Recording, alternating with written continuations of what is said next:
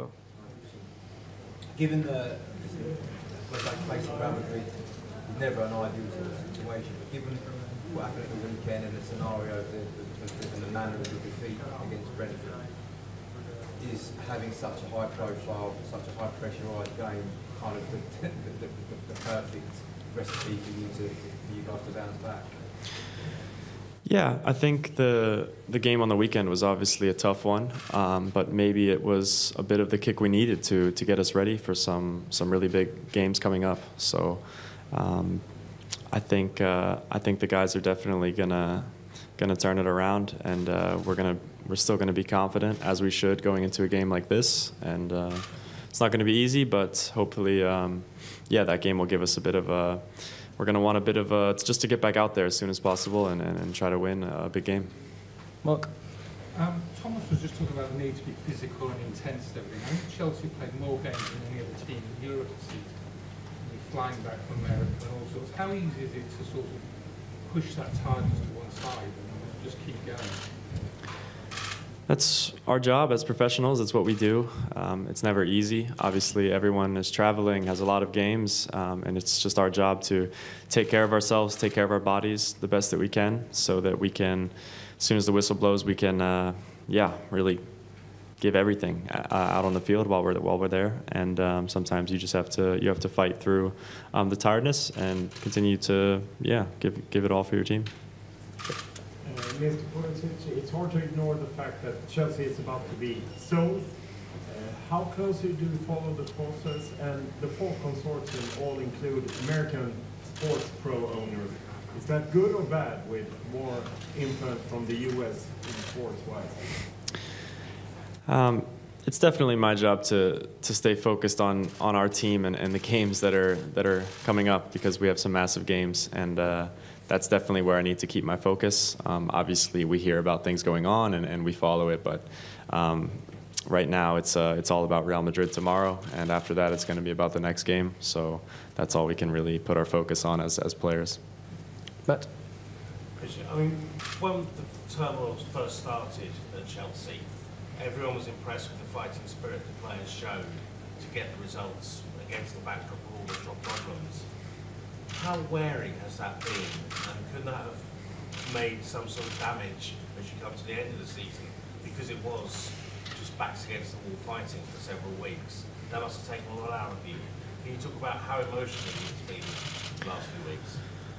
I think the guys have done really well to deal with it. First of all, I mean, you could see in those, you know, when everything was going on, the way that the guys reacted and responded and continued to get result after result.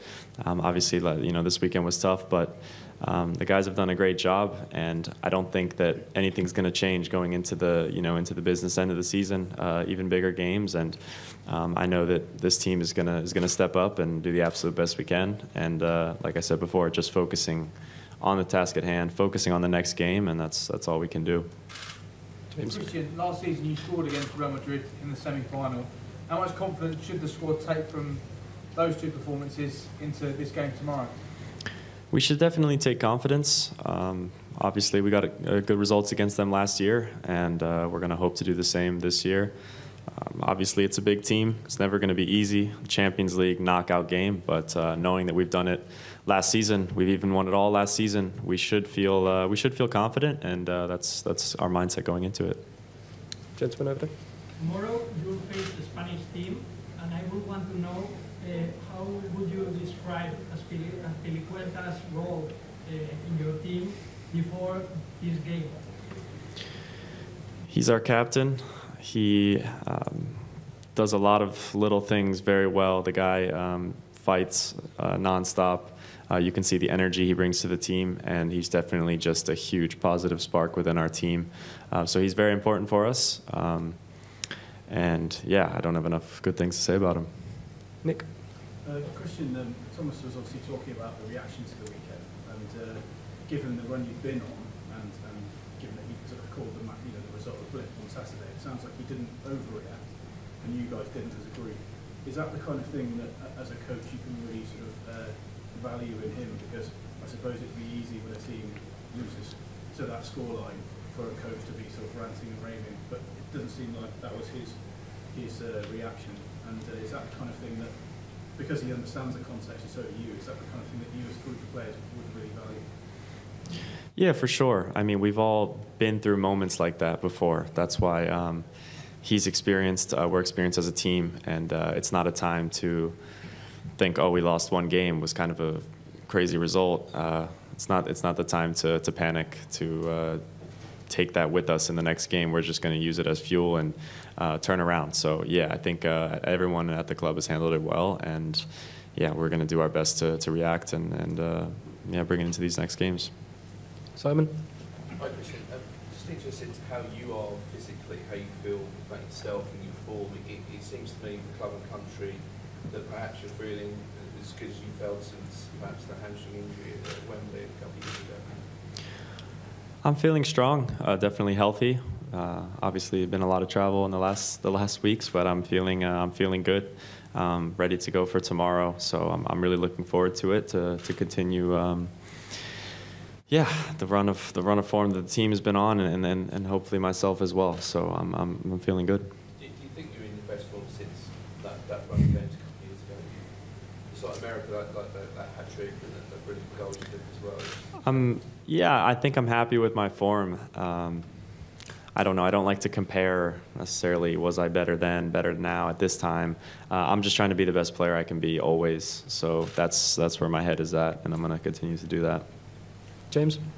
Christian, you sort of touched on this earlier, but the fact that you won the whole competition last season, does that make it easier to handle these big occasions now? Do you sort of view there's a big European final that you've been there and done it already? It should definitely give us confidence, not overconfidence, but of course, knowing that we were able to do it last season against some of the biggest teams in the world should definitely give us the experience and confidence going into these games that we need. So that definitely helps us a bit. Yep. Christian, one of the most talked about people in Europe now is Erling Haaland, because he's leaving Dortmund. You were in the exact same situation when you were in the same age. Can you tell us a bit about the challenge of having to do a choice, make a choice like that, and what you would recommend him to do or think? I don't know if I would put myself in the exact same position that he's in now, but I think he's obviously a great player who has, I'm sure, plenty of options, and just have to pick what you feel is best for yourself. That's really all you can do. Adam? Christian, you've been at Chelsea almost 3 years now. This time you'll have a couple of years left on your contract. How are you feeling personally at Chelsea? Once the situation with the takeover is complete, would you like to sit down and talk to the club about what's next? Of course, I still have years left on my contract. I'm feeling good. I'm happy here.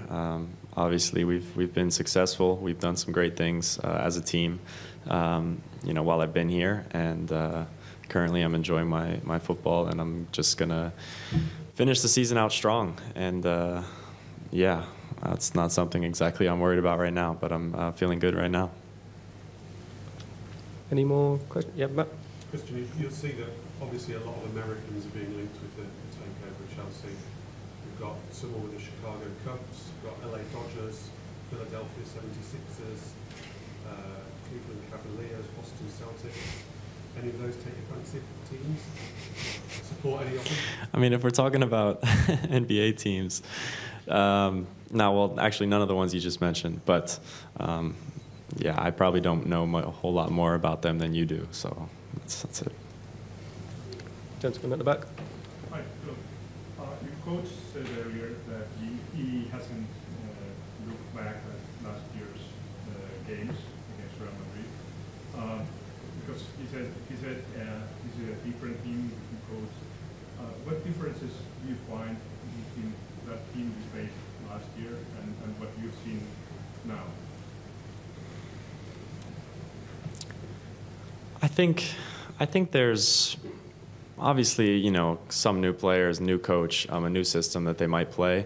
There are maybe some similarities in the team, but yeah, I'm not too sure. We're continuing to look at the team and trying to figure out the best way that we can play and how we're going to play tomorrow, and we're going to continue to talk about it. And I think we're going to be fully prepared for what they have. Okay, and we'll end it there. Thank you, everyone. Thank you.